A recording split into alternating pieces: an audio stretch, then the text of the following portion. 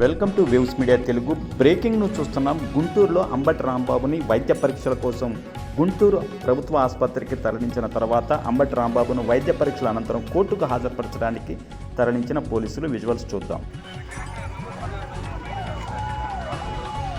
video